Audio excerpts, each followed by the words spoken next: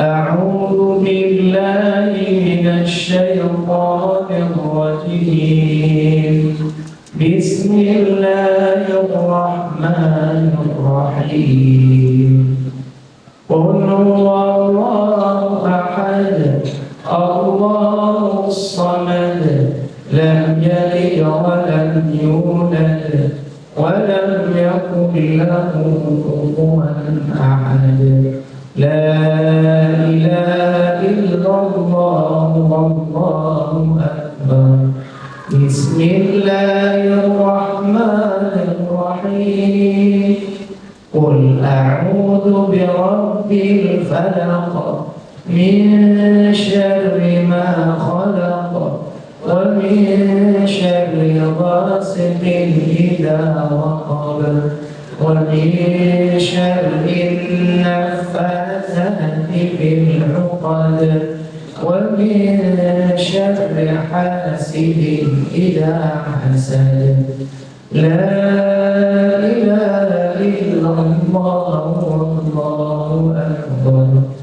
بسم الله الرحمن الرحيم.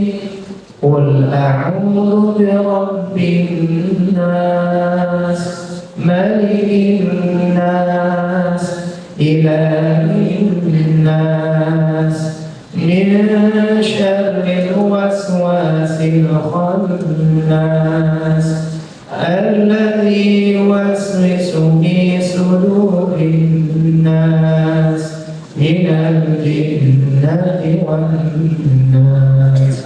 لا إله إلا الله والله أكبر ولله الحمد.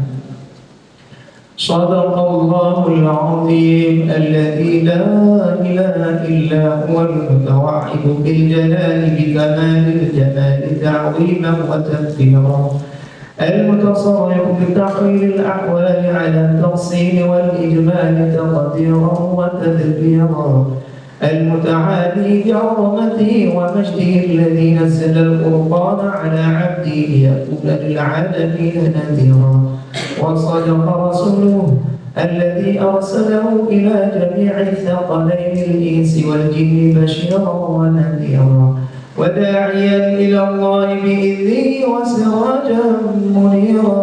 صدق الله العظيم التواب الغفور الوهاب الذي قطعت لعظمته الرقاب وذلت لجبروته الصعاب ولانت قدرة الشدائد الصياب.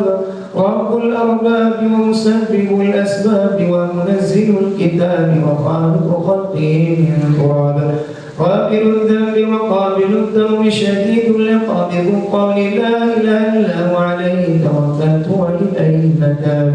صدق من لم يزل جليلا، صدق من اتخذته وكيلا، صدق الهادي إليه سبيلا. صدق الله ومن أصدق من الله قيلا، صدق الله ومن أصدق من الله حديثا. صدق الله العظيم وصدق رسوله النبي الكريم. صدق الله الواحد القدير الماجد الكريم الغفور الشكور الحليم. وصدق الله فاتبعوا ملة إبراهيم.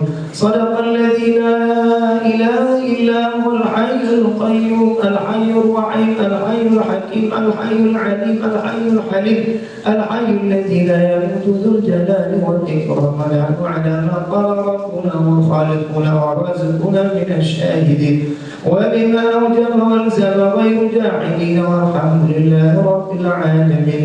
والصلوات والسلام على خاتم النبيين وعلى آله وأصحابه وأزواجه الطاهرات أمهات المؤمنين وعنا معهم برحمتك يا أرحم الراحمين. اللهم لك الحمد كما هديتنا للإسلام وعلمتنا الحكمة والقرآن.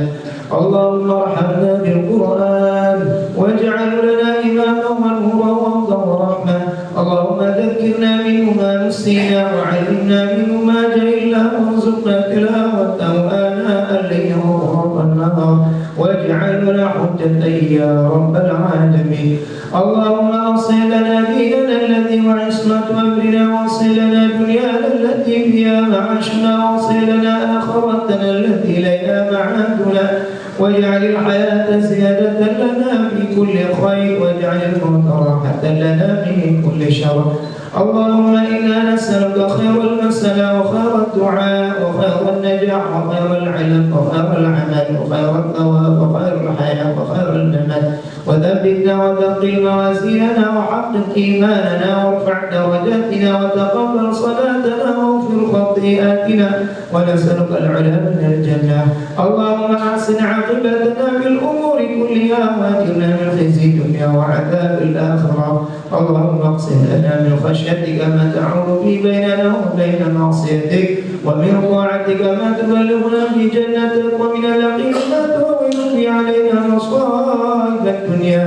اللهم متعنا بأسماعنا وأبصارنا وقواتنا ما أحييتنا، واجعل الوارث منا واجعل ثارنا على من ظلمنا، وانصرنا على من عادانا، ولا تجعل مصيبتنا في ديننا، ولا تجعل الدنيا أكبر همنا ولا مبلغ علمنا، ولا تسلط علينا من لا يخافك ولا يرحمنا. اللهم لا تدع لنا في مقامنا هذا ذنبا إلا غفرته، ولا هما إلا فرجته، ولا دينا إلا قضيته، ولا مريضا إلا شفيته، ولا عيبا إلا سترته، ولا ميتا إلا رحمته، ولا عدوا إلا خذلته، ولا عسيرا إلا يسرته، ولا حاجة من حوائج الدنيا والآخرة لك رضا ولنا فيها صلاة إلا عنتنا على قضائها برحمتك يا أرحم الراحمين. اللهم إياك نعبد ولك نصلي ونسجد، وإليك نسعى ونحفظ نرجو رحمتك ونخشى عذابك، إن عذابك بالكفار ملحق.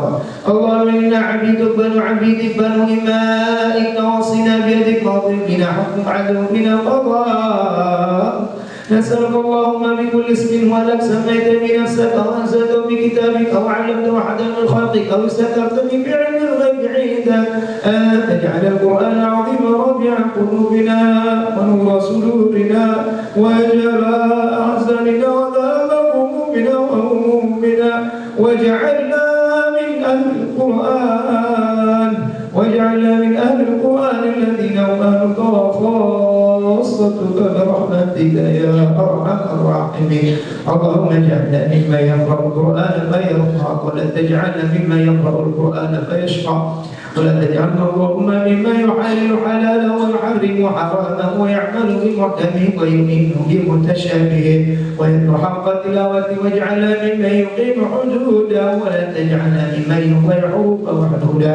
اللهم اجعل القرآن لقلوبنا ضياء ولأبصارنا جلاء ولأسقامنا دواء ولذنوبنا محصا وعن النار مخلصا. اللهم ألبسنا بالحلل واسقنا بالغلل واسبق علينا بالنعم، واجعلنا عند الجزاء من الفائزين، وعند النعماء من الشاكرين، وعند البلاء من الصابرين، ولا تجعلنا ممن استهوته الشياطين فشغلته في الدنيا عن الدين فاصبح من النادمين وفي الآخرة من الخاسرين.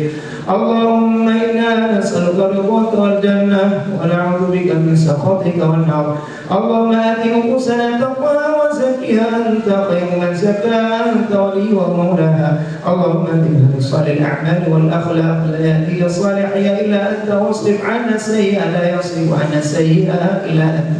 اللهم إنا نسألك الجنة وما قرب إليها من قول وعمل، ونعوذ بك من النار وما قرب إليها من قول وعمل. اللهم إنا نسألك الصحة والعافية، ونسألك تمام العافية. اللهم أصلح لنا شأننا كله ولا تكلنا إلى أنفسنا طرفة عين ولا أقل من ذلك، يا حي يا قيوم برحمتك نستغيث. اللهم يا غني يا حميد يا رحيم يا ودود بنا بحلالك عن حرامك وبنا بفضلك عما سواك. اللهم إنا نسألك الهدى والتقى والعفاف والغنى. اللهم إنا نسألك علما نافعا ورزقا طيبا وعملا متقبلا. اللهم إنا نسألك علما نافعا ورزقا طيبا وعملا متقبلا. اللهم أعنا على ذكرك وشكرك وحسن عبادتك.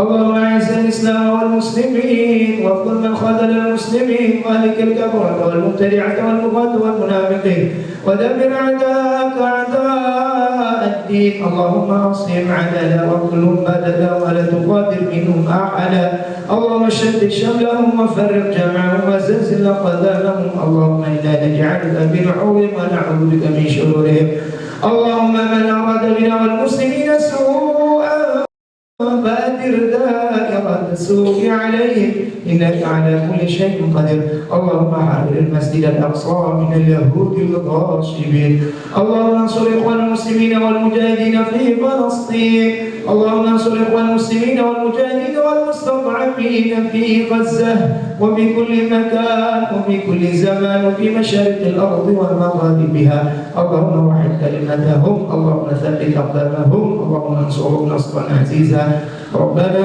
أفرغ عليهم وعلينا صبرا وثبت أقدامنا وانصرنا على القوم الكافرين ربنا هب لنا من أزواجنا وذرياتنا قرة أعين واجعلنا للمتقين إماما اللهم لا سهل إلا ما جعلته سهلا وأنت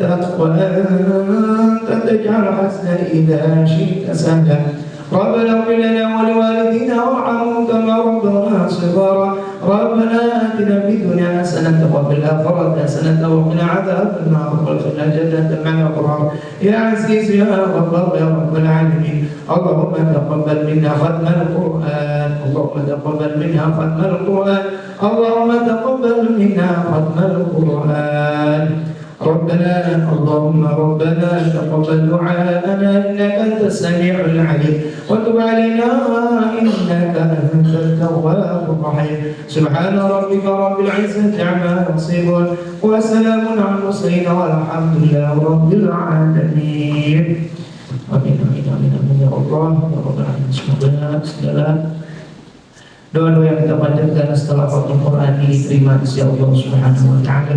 Amin amin ya Allah ya Rabbal alamin. Baiklah, karena sudah mau asar kita tutup. Belum ya, belum ditutup ya. Baik, jadi ini para ustaz apa nih ustaz ini? Pengajar ngaji, dai, apa pengajar SDT atau TK ya. Jadi udah biasa ngajar dong ya. Jadi saya mengajar pada orang yang ngajar gitu. Jadi kalau bosan-bosan dikit ya insya Allah berkah ya. Baik, ini saya diminta oleh Ustaz Mahmudin untuk bisa hadir dan bisa bersama-sama kita tausiah. Kira-kira beberapa atau 3 pekan yang lalu sama saya juga berikan tausiah di SMP Al-Fatih, Al-Fatih itu di Tangerang. Jadi kalau dari Bangka itu sekitar 46 km, jadi masih lebih dekat sini ya.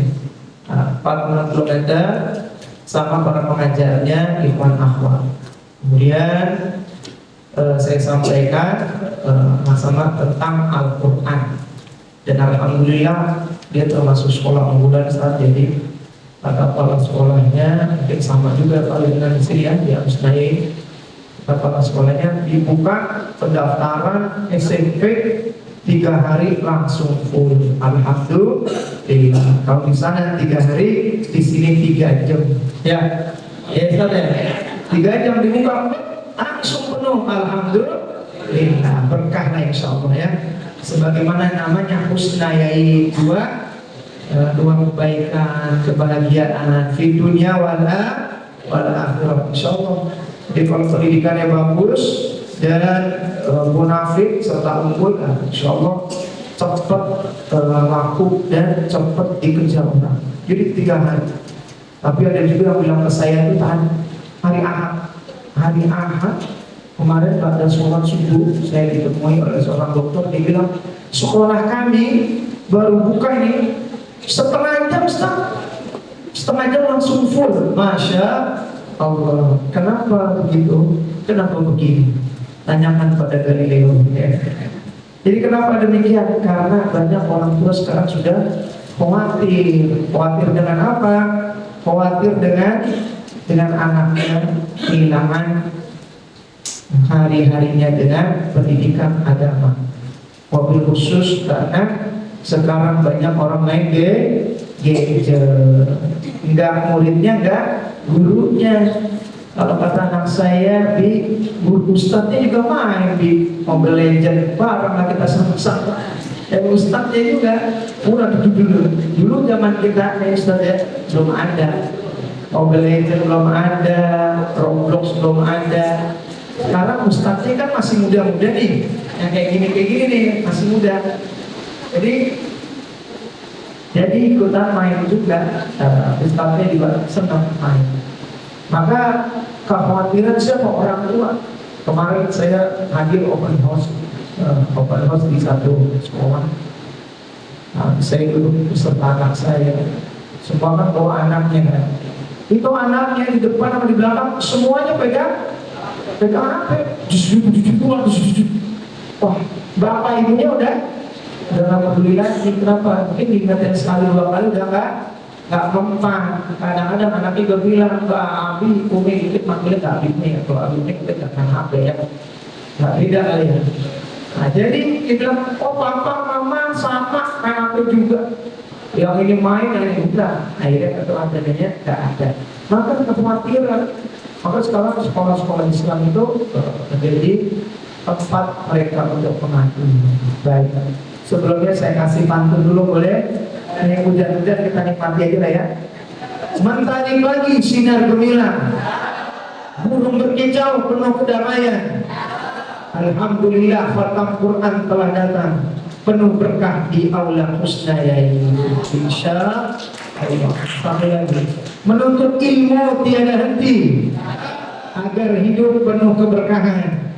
Husnayai tempat insan berbakti, menjaga Quran jadi pegangan. Tapi ini udah pantun udah habis waktunya ya. Satu lagi biar ganjil. Innahu trul yuhibbul ifrat. Allah ganjil dan suka ya ganjil. Laptop nyala, Zoom dibuka. Nik nyaring bikin geger sekampung. Khatam Quran penuh suka, yang baca salah pun tetap beruntung. Masya Allah. Jadi orang berbata-bata baca Quran aja lahu ajron, ada 2 pahala. Masya Allah. Nikmat ya. Baik, nah saya akan sampaikan sedikit ya. Ada satu semboyan yang mengatakan take every day as a chance to become a better Muslim. Jadikan setiap hari itu menjadi peluang kita menjadi Muslim yang lebih baik. Jadi kalau kita ini ada pertemuan dengan Ustadz Mahmudin, dengan juga Ustadz besar kita ini, Masya Allah, harus ada perubahan. Setiap detik orang beriman harus ada perubahan, menjadi Muslim yang lebih baik. Kalau hari ini sama dengan hari kemarin, kita merugi. Hari ini lebih jelek daripada hari kemarin, berarti kita celaka. Kata siapa tuh? Kata Nabi. Maka hari ini kalau kita sudah ikut nih program khataman Quran, tausiah, maka harus camkan hati kita ada perubahan walaupun sedikit. Saya sering tanya pada mahasiswa saya yang S1 S2, saya ngajar yang S1 S2, saya tanya, kalau Anda masuk kelas saya tidak ada perubahan atau tambahan satu kata atau satu kalimat aja, dan ingat tidak usah hadir. Kenapa? Sayang, mungkin banyak waktu untuk yang lain. Maka mereka semangat. Kenapa? Setiap waktu kita berusaha untuk menjadi to become a better Muslim, Muslim yang lebih baik. Ada learning pyramid kalau kita belajar nih. Saya ngajar dulu di kedokteran, itu pakai learning pyramid.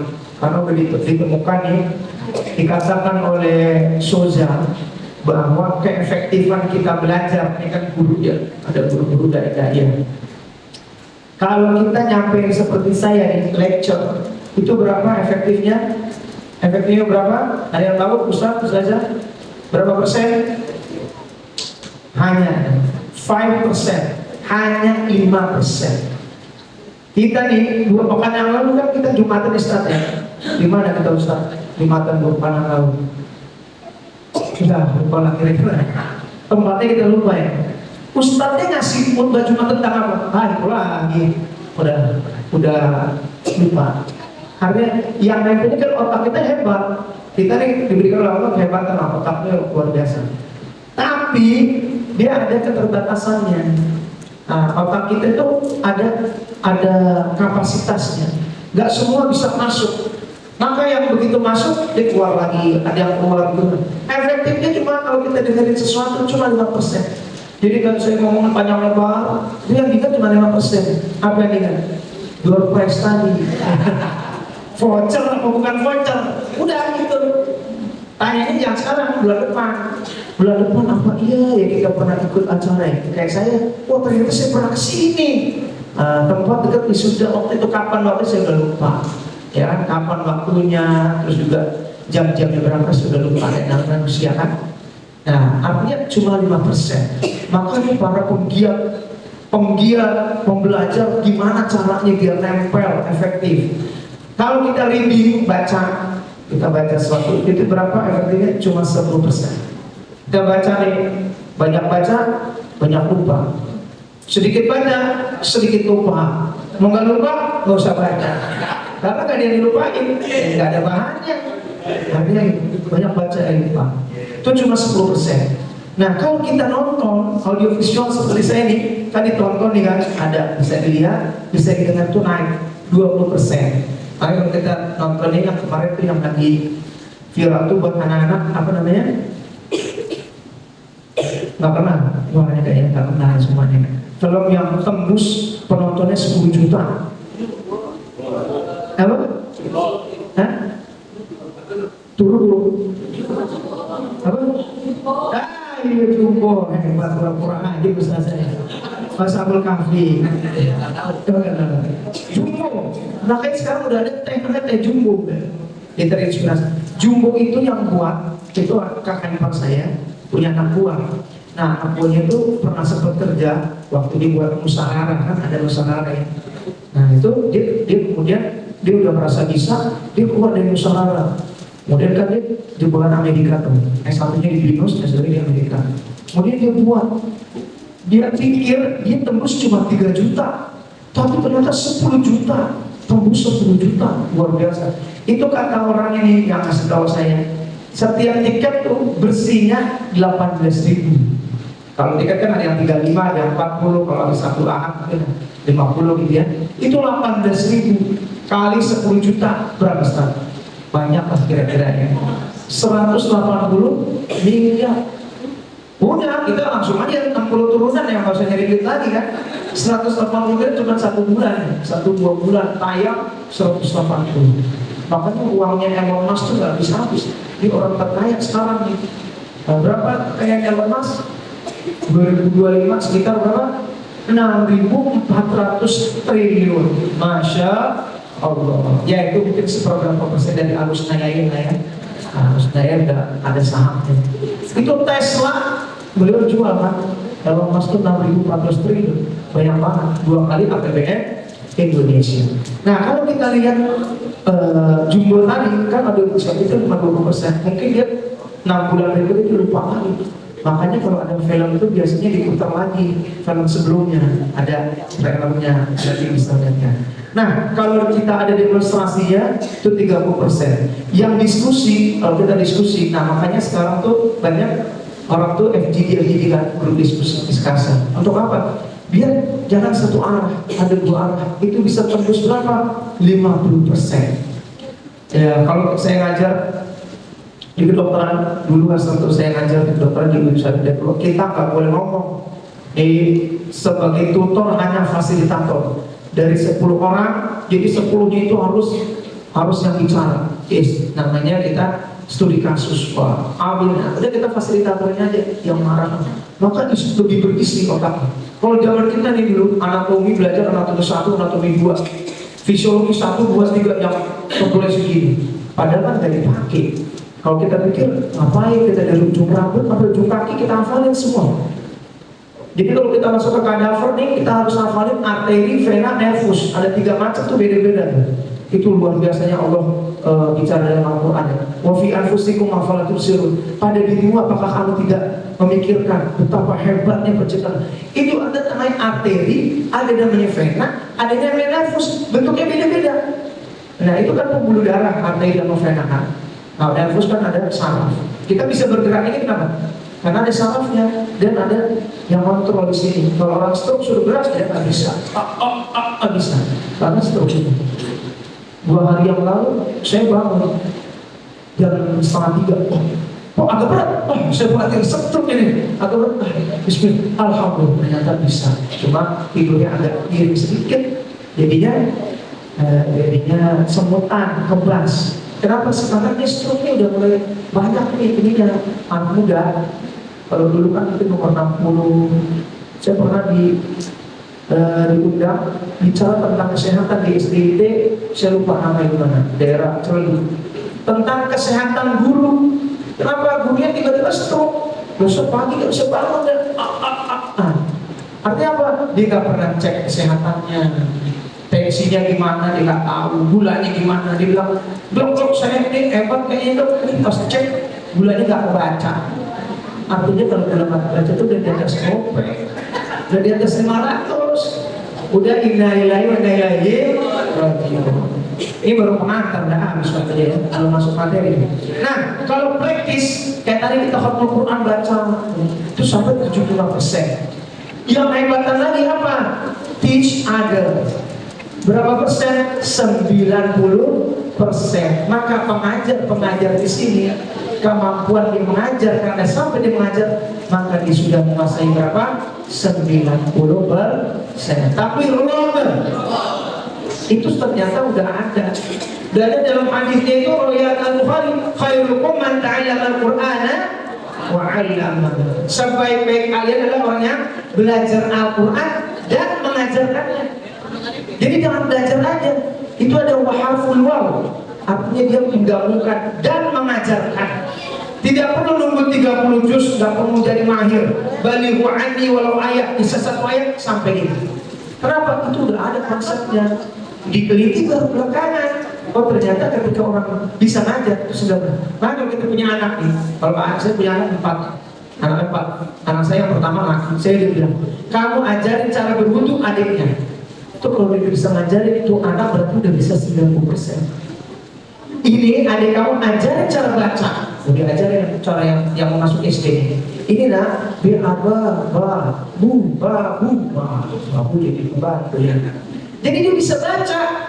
Kalau dia ngajar, maka kalau ini dari yang saja, kalau punya murid atau punya anak, ajarkan dia sampai dia bisa ngajar. TOT namanya, training of trainer ya kan. Dia bisa sampai dia ngajar, berarti kemampuannya udah 90%. Maka guru kita dulu di SMA, guru kimia hatam banget. Golongan 1, 2, 3, hatam fisika ya. Sebenarnya yang kali A, setiap tahun diulang. Ganti lagi kelasnya, ngajar lagi kan. Lama-lama kan? Hatam. Kenapa? Karena dia ngajar. Lama-lama kuat. Matematika, mau rumusnya yang geger kencang, ya udah hatam. Dan karena sehari-hari.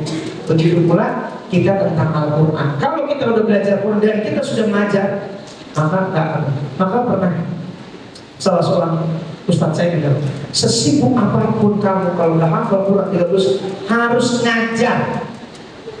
Harus apa? Ngajar. Kenapa? Dengan kita ngajar, kita dengerin ini murid kita setoran. Saya malam itu masih terima setoran dari Zoom.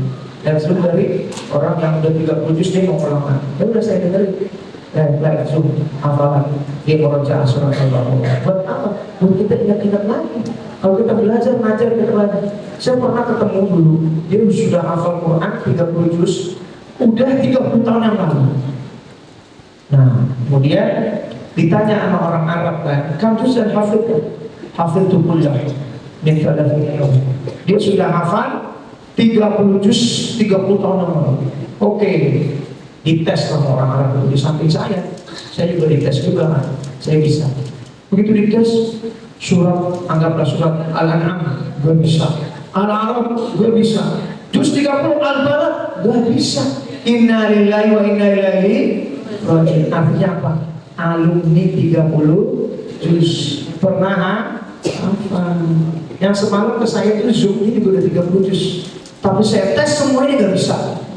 Saya gak bisa, makanya udah saya bilang lagi. Kata orang tuanya, Ustaz tolong nih saya titip. Dia udah 30 juz, saya tes semuanya juz 3 orang. Berat kan pernah hafal. Maka nggak boleh sebenarnya kita hafalnya itu tidak lupa, itu sebenarnya nggak boleh. Maka saya hafal Quran dari umur 15 tahun, saya sudah hafal 30 juz dan langsung mungkin. Dan saya ikut perlombaan, kemudian sempat juga perlombaan internasional di Jeddah saat umur 20 tahun, 4 semester 4 di fakultas kedokteran dengan 40 negara. Saya masih ingat sampai sekarang soalnya surat Maryam, surat Al-Mujadilah dan seterusnya. Nah, jadi intinya adalah kita mengajarkan Al-Quran. Maka kita bisa sharing saja di sini. Mudah-mudahan kalau ilmu dari mana kita sudah dapat ya. Nah, kemudian berikutnya kita harus menjadi orang yang bersyukur. Suatu kali dijelaskan di dalam Musannaf Ibn Abi Syaibah. Nah, suatu kali Sayyiduna Umar bin Khattab radhiyallahu anhu dzata yaumin bi rajulin fi suq. Dia jalan di pasar. Kemudian fa idza bir rajul yad'u lahu. Dia ketemu ada laki-laki di pasar. Siapa yang ketemu tadi? Umar bin Khattab. Siapa Umar bin Khattab? Khalifah yang kedua. Dia bertemu dengan laki-laki. Laki-laki sedang apa? Sedang berdoa. Di mana? Di pasar dia berdoa. Doanya Allahumma ij'alni min ibadikal qalil. Dia mengulang lagi, Allahumma ij'alni min ibadikal qalil. Ya Allah, jadikanlah kami hamba-Mu yang sedikit. Sampai diulang lagi. Maka faqala lahu sayyiduna Umar. Maka Umar itu berkata, min aina ataita bihadza? Kamu dapat dari mana nih kok doa kayak gini? Ya Allah, jadikan aku hamba yang sedikit. Faqala ar-rajul, maka laki-laki itu berkata, inna Allah yaqulu fi kitabil aziz wa qalilun min ibadiyash syakur. Sesungguhnya saya dapat dari Al-Quran. Di dalam Al-Quran surat Saba ayat 13, ayat 13 itu di ujungnya bunyinya wa qalilun min ibadiyash syakur. Sedikit sekali hambaku yang bersyukur. Maksudnya sedikit ya Allah, jadikan kami orang yang bersyukur. Maksudnya begitu. Jadikan kami orang hamba yang sedikit, maksudnya hamba yang bersyukur. Fabaka Sayyiduna Umar. Maka Umar pun menangis.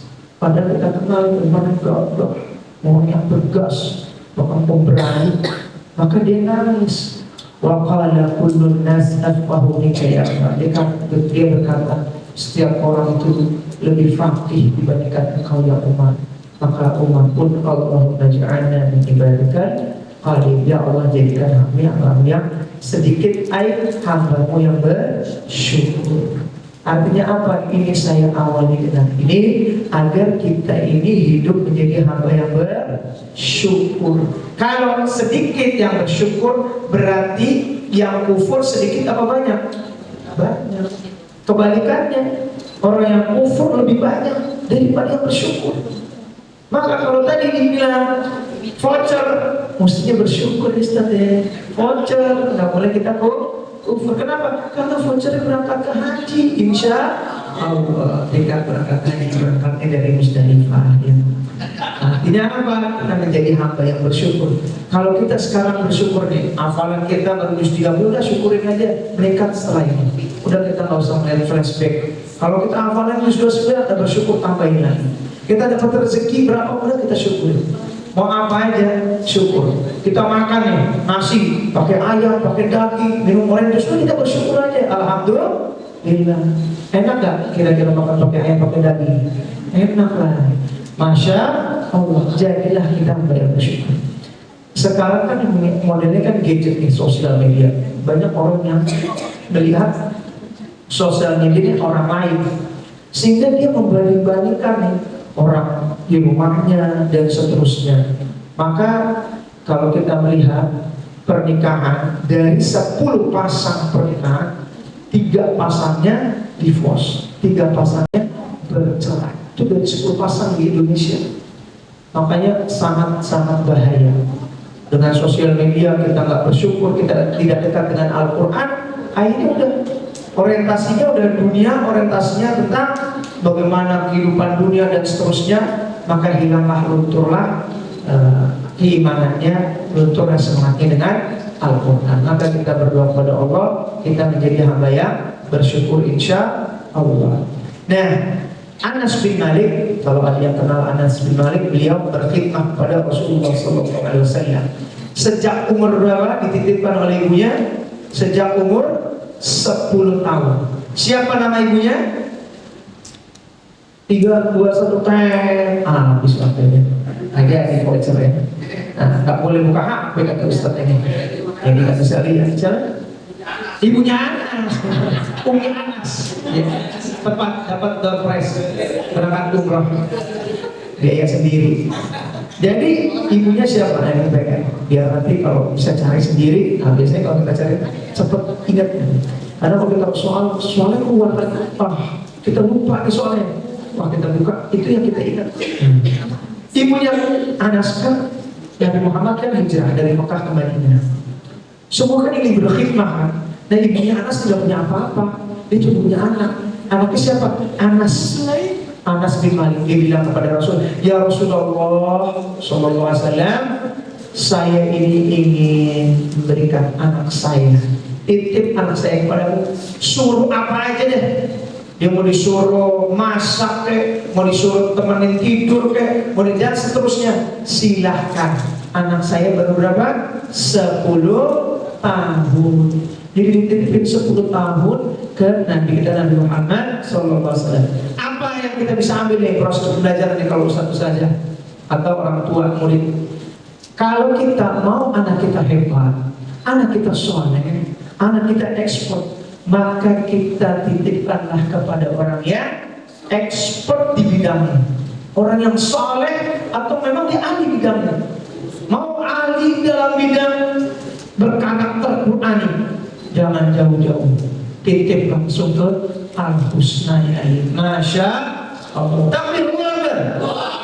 Artinya titip, jangan salah titip. Dititipin panti asuhan. Ya, jadinya itu kami minta harus yang tepat, ya, harus yang tepat. Nah, kalau misalkan mau jago bahasa Inggris, titiplah ke orang yang ahli dalam bahasa Inggris. Dan sekarang semua udah ada blueprintnya, ada portofolio, udah kita gampang. Mau jadi apa aja bisa. Mau sekolah dalam negeri bisa, mau keluar negeri bisa. Luar negerinya mau mana? Timur Tengah atau Amerika, itu ada semua. Kalau di Instagram itu kan ada namanya Kobi Education atau skuter. Anak saya ini baru kelas 6. Saya waktu di kelas 5 saya udah langsung ke skuter langsung konsultasi karena saya mau masukin anak saya ini ke Amerika. Nah, harus berangkat ke Amerika menjadi ahli IT, tapi hafal Quran. Nah, saya langsung konsultasi, ditanya, Pak, anaknya berapa nih? Masih kelas 5 SD. Masih kecil banget, Pak. Artinya apa? Kita bisa sejak dini. Itu bisa. Jangan sampai salah amal. Mau jadi hebat, mau masuk Madinah. Gampang mau masuk Madinah. Masukin ke Al-Irsyad. Saya pernah ke Madinah, ketemu langsung ketua mahasiswa ini. Dia bilang, dari Indonesia paling banyak mana yang Ustaz yang masuk Madinah? Universitas Madinah. Dari Al-Irsyad sama 3 udah masukin Al-Irsyad. Nanti digembleng bisa masuk ke sana. Cuma semua udah ada. Maka kita harus sesuai dengan ekspor di bidang. Udah diajarkan oleh siapa? Oleh ibunya Anas ini. Dititip ke Nabi umur 10 tahun. Berapa lama dia berkhidmah pada Nabi? Selama 10 tahun sampai Nabi tuwufir, sampai Nabi wafat. Dia umur 20 tahun dan dia termasuk yang didoakan oleh Nabi Muhammad, keturunannya banyak, umurnya panjang. Maka Anas bin Malik itu umur panjang dan anaknya banyak, luar biasa. Maka kalau dari kecil kita sering-sering minta doa juga orang ahli ilmu, orang yang hafid Quran. Doain anak saya nih, karena Nabi itu mendoakan Anas bin Malik dan juga mendoakan siapa yang terkenal? Ibnu Abbas. Allahumma faqih fid din wa 'allimhu ta'wil. Maka ada orang yang faqih, Ibnu Abbas. Nah, Anas bin Malik ini kan bersama Nabi 10 tahun. Ya, suatu kali dia berkata, Rasulullah SAW bersama, ini azan kita beri, apa kita di dulu, apa kita udahin subhanaka? Mari dulu.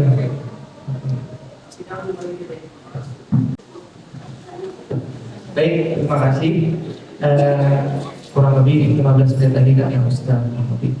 Nah, Anas bin Malik itu pernah berkata, Rasulullah SAW bersabda, walitu anni laqitu ikhwani saya kangen ingin bertemu dengan saudara-saudara saya, kata Rasul. Kan sahabat-sahabat banyak yang sedih. Maka kalau ashabun Nabi sallallahu alaihi wasallam, sahabat kemudian berkata, "Awalaysa nahnu ikhwana?" Bukankah kami ini saudara-saudara ya Rasulullah? Qala, maka Rasul menjawab, "Antum ashabi, walakin ikhwani alladziina aamanu bi wa lam yarawni." Engkau adalah sahabat saya. Adapun saudara-saudaraku yang aku kangen dan ingin bertemu dengannya, dialah yang beriman padaku, tapi tidak pernah berjumpa denganmu. Artinya belum pernah jumpa, belum pernah kenal, sebelumnya belum pernah bertemu. Siapa mereka yang dikangenin oleh Rasul? Mereka adalah umatnya, dan insya Allah mudah-mudahan termasuk kita semua yang hadir di sini menjadi umat yang dikangenin oleh Rasulullah Sallallahu Alaihi Wasallam. Amin ya Allah ya Rabbal Alamin. Kira-kira mau nggak ketemu Rasul? Kira-kira mau nggak jumpa dengan Rasul? Nah, kalau kita ingin bertemu dan jumpa dengan Rasul, kira-kira udah pantas atau belum? Udah pantas belum ya kira-kira nih? Kalau sahabat-sahabat Nabi nggak usah ditanya, sholatnya hebat, khusyuk luar biasa, sedekahnya Umar bin Khattab, Abu Bakar udah. Kalau kita buka dompet aja Jumatan harinya yang hijau, ya kan? Yang merah belakangan. Pada Umar 50%, Umar, Abu Bakar hampir semua untuk fisabilillah. Artinya udah hebat. Nah, kalau memang kita belum pantas, maka pantaskanlah diri kita. Kalau kita merasa belum pantas dan pantas ini, kalau kita sholat tidak bisa sekhusyuk ala sahabat, kalau kita sedekah tidak bisa sehebatnya Abu Bakar, Umar, Abdurrahman bin Auf dan lain-lain, kalau sedekahnya, ibadahnya, udah setidaknya kita dekat dengan mukjizat terbesarnya. Apa mukjizat Rasul yang terbesar? Al-Quran. Dengan apa? Dengan kita baca Quran, menghafalkan Quran, memahami nilai-nilai Al-Quran, dan bahkan kita bisa menyelami roh Al-Quran, jadi roh penggerak kita ini. Memang nabinya udah nggak ada, awalnya kita nggak bisa lihat, tapi itu ada. Al-Quran itu menjadi roh min amrina, roh min amrina. Maka pantaskanlah diri kita sehingga menjadi pribadi-pribadi yang Qur'ani. Nah, saya sampaikan ada Inna lillahi ahlina minan nas qalu man hum ya Rasulullah qala al-Qur'an hum ahlullah khasatuh. Ini udah sering kita dengar. Allah punya keluarga, siapa keluarganya? Kata para sahabat, dia adalah ahlul Qur'an. Jadi para pengajar dari Al-Husnayn itu semuanya adalah keluarga Allah Subhanahu wa ta'ala. Kalau kita udah jadi keluarga Allah, kita minta apa aja, kira-kira dikabul nggak? Dikabulkan. Kalau kita udah keluarga Allah, ibarat keluarga presiden, keluarga menteri, itu berbeda. Apalagi ini keluarga Allah, pemilik alam jagat raya. Apa aja kita dikasih. Apalagi cuma apa ini? Cuma apa?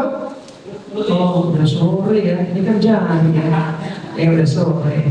Gak ada duit ya. Gak ada duit ya. Artinya apa?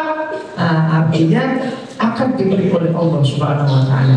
Nah, ini ada kalau kita buka muqaddimah di tafsir Fidayah Al-Quran, banyak ada 30 jilid. Siapa pengarangnya? Imam Sayyid Qutb rahimahullah ta'ala. Bukan Sayyid Qutb adik saya, bukan. Saya punya adik kandung namanya Ustaz Sayyid Qutb yang sering ngisi di Damai Indonesia hari Sabtu, biasanya kan siang tuh. Nah, itu adik kandung saya, dia anak yang ke-18. Oh, banyak ya. Saya anak ke-17, jadi saya baru nggak jadi gini. Jadi ada lagi ke-18 anak saya, adik. Nah, saya alhamdulillah beda sekitar satu setengah tahun. Dan beliau namanya Sayyid Qutb, saya Abdul Al-Mawdu'i, pemimpin yang ini pemimpin jamaah Islamiyah, pemimpin ikhwan, luar biasa ya. Itu ceritanya, dan alhamdulillah kita akur ini. Ini yang asli, saya cerita yang asli, bukan yang imitasi. Sayyid Qutb bukan yang adik saya. Dia menulis dalam tafsir itu, apa tafsir? Al-Hayat fi Dhilal Quran, disebut fi Dhilal Quran, di bawah naungan Al-Quran. Al-hayatu fi dhilalil Quran, hidup di bawah naungan Al-Quran. Kapan dia lahir? Imam Sayyid Qutb rahimahullah ta'ala, ada yang tahu? Berpras ini tahu. Wah, tak tahu lah ya. Imam Sayyid Qutb dia lahir tanggal 9 Oktober 1906 Masehi. Nah, 1906 Masehi. Sekarang udah berapa? 2025. Jadi udah berapa tahun? Sekitar 100 tahun lebih ya, 120 tahun ya. Nah, udah cukup lama, 1 abad lebih. Nah, kalau hijriahnya beliau lahir 1324 Hijriah. Wafatnya kapan? Dia wafatnya di apa? Imam Sayyid Qutb di kampung. Soalnya sekarang mau dikenal kecil nih. Sebenarnya mau melek harus sering-sering kita kenali. Imam Sayyid Qutb rahimahullah ta'ala dia di kampung. Waktu dia dieksekusi masih ada penawar kepada dia. Kalau dia mau tunduk aja kepada tirani, dia nggak jadi digantung daripada pemerintahan Gamal Nasir. Apa dia bilang? Dia bilang kalau bagi orang yang sudah mengangkat telunjuk syahadatullah bil wahdaniyah dengan syahadat saat dia salat fi salat, maka pantang atau menolak satu kata pun menulis untuk kepentingan tirani. Masya Allah, akhirnya tetap mulai pasti luar biasa. Akhirnya digantung. Kapan digantung?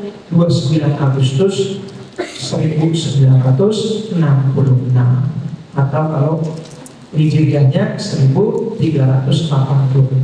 Jadi usianya 60 tahun. Kalau Masehi, kalau hijriah usianya 62 tahun. Jadi setiap 30 tahun umur kita beda 1 tahun. Jadi umur kita kan kalau Masehi kan ada berapa? 365 hari. Kalau hijriah kan 354 hari. Jadi kalau hijriah bulannya nggak ada yang 31, 29 atau 30. Bedanya biasanya setiap 1 tahun ada 10 hari. Jadi setiap 3 tahun beda. Setiap 10 tahun beda 1 tahun. 30 tahun beda 1 tahun. 60 tahun beda 6 bulan. Nah, kembali lagi dia menulis ini. Al-hayatu fi dhilal Quran ni'matun la ya'rifuha illa man dhaqa. Ni'matun tarfa'ul umra wa tubariku wa tuzakki. Walhamdulillah.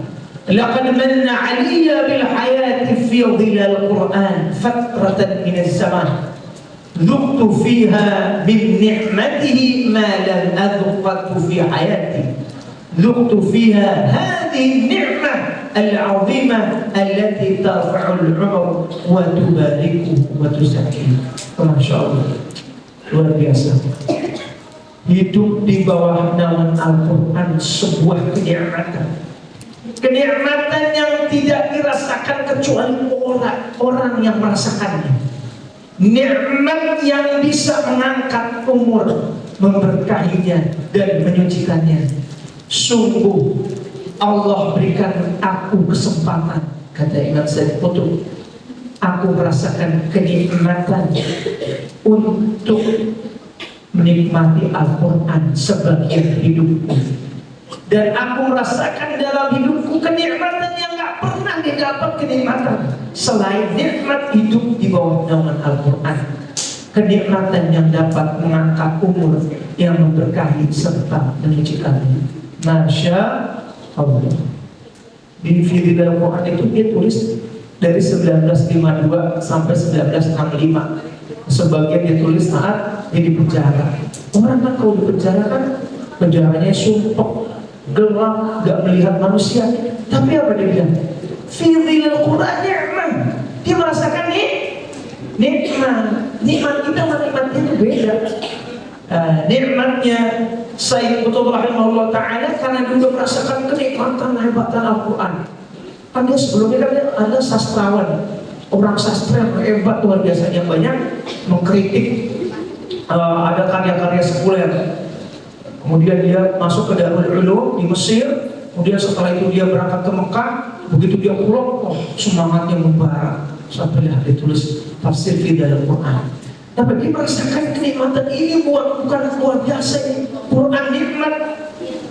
Kalau kita nikmatnya apa? Kira-kira udah merasakan nikmat belum kita dengan Al-Quran? Mungkin nikmat kita beda. Kalau Ustaz Mahmudin apa nikmatnya di dunia ini? Kapan lah Ustaz Mahmudin ini merasa bahagia? Tanggal muda apa tanggal tua? Tanggal muda, biasanya orang tanggal muda nikmat ya, dapat rezeki. Apa dapat apa ini? Mencari ya cuan. Dapat cuan, merasa nikmat. Nah, kalau ibu-ibu, nih Ustaz dan saya, kapan merasa nikmat? Dapat uang dari suaminya, apa jalan-jalan sama suaminya? Ini kalau yang laki-laki, kapan merasakan nikmat? Apa nggak pernah bahagia ya? Kalau nggak bahagia ya udah ikuti saya. Bismillahirrahmanirrahim. La haula wala quwata illa billah. Dan la quwata illa billah ya. Kalau kita belum merasa bahagia, pasti kita ada bahagia, pasti kita ada sedih. Biasa mau bahagia atau dia ketika dia lulus ujian, wah nikmat.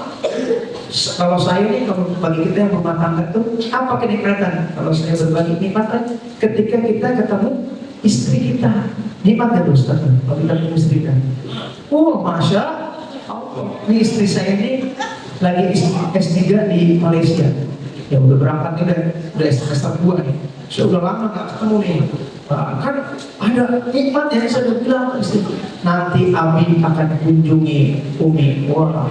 Nah, kalau jarang-jarang ketemu kan beda ya Ustaz ya. Kalau tiap hari kita ketemu udah 4 juga kita lakukan. 4 sama sepet ya. Maka kata Kiai Jainuddin Hamzah tuh waktu tanggal lebih hijau. Nah, kalau itu dia nggak beriman, tapi kalau dia beriman lain. Nabi apa yang merasa nikmat? Begitu dapat dari wahyu 5 ayat yang ditemui siapa? Istrinya. Zamiluni selimuti aku. Fazamaluhu hatta dhahaba anhu rawu. Maka diselimutilah Nabi kita oleh istrinya sampai hilanglah rasa cemas. Oleh siapa? Oleh Khadijah. Itu ada dalam Al-Quran surat Al-Alaq. Nah, di tafsir Ibnu Katsir. Artinya, saya udah bilang Umi nanti Abi kesana, insya Allah nih tanggal 10 saya berangkat ke Kuala Lumpur. Setelah itu saya bilang Abi mau ajak jalan-jalan ke Uzbekistan. Wah, kira dia kita keliling ke tempat siapa? Imam Al-Bukhari. Kita tahu Imam Al-Bukhari di mana? Ya, Bukhara. Di mana Bukhara? Oh, sebelahnya Husnayain lah, ada kuburannya. Di mana? Uzbekistan. Uzbekistan termasuk Asia mana? Asia mana? Asia. Oh, berarti harus jalan-jalan lagi. Keluar dari Bekasi. Ini kan Bekasi ya? Uzbekistan Asia Tengah. Oh, Betawi ya? Iya. Betawi itu belagu tapi berwibawa. Jadi tinggal nyender dikit, wah duitnya keruncung. Narkoba, narikin kontrakan babe, banyak kontrakannya, 200 pintu. Ini yang kepala lu bayarin katanya. Terus tempat gitu. Nah, artinya apa? Nah, dari Imam Al-Bukhari itu bukan orang Arab Saudi. Bukan orang Arab Saudi, bukan orang Yaman.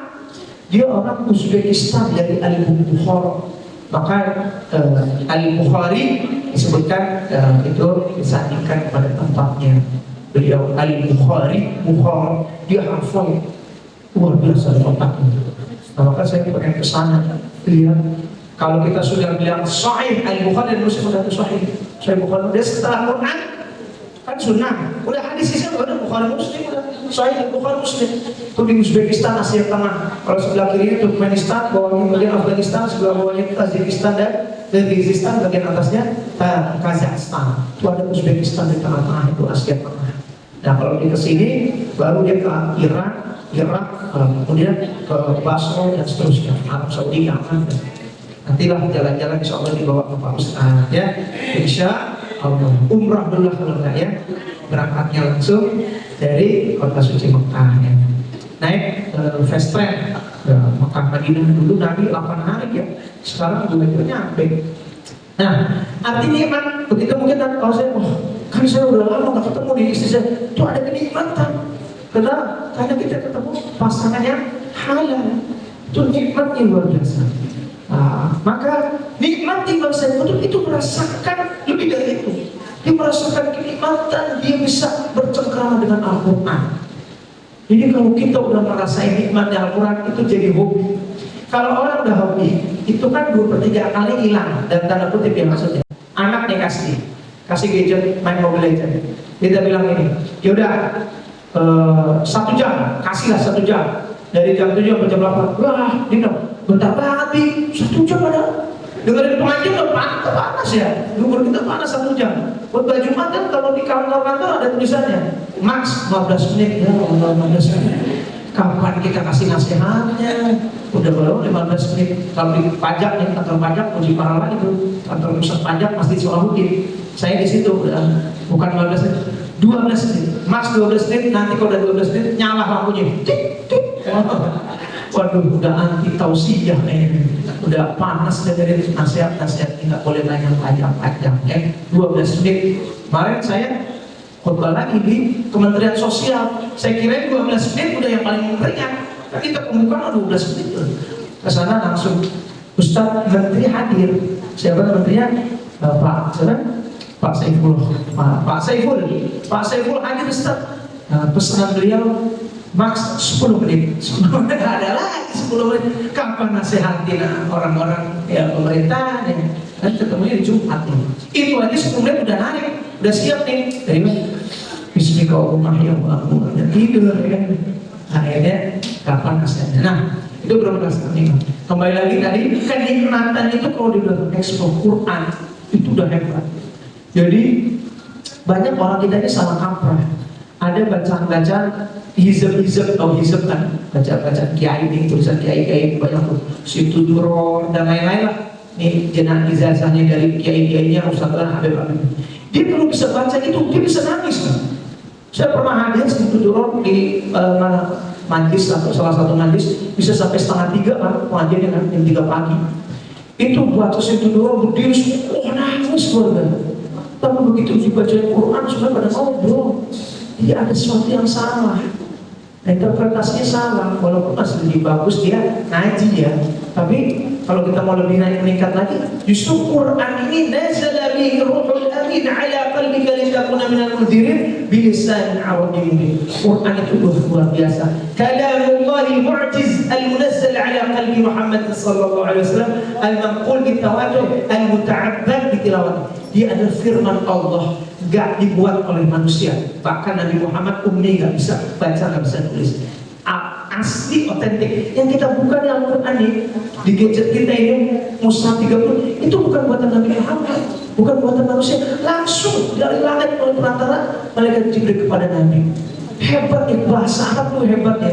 Dari zaman dulu sampai sekarang Fushah, mungkin bahasa Inggris yang kita terima mungkin udah banyak revisi-revisi. Tapi Quran yang luar biasa, bahasa Quran itu nikmat.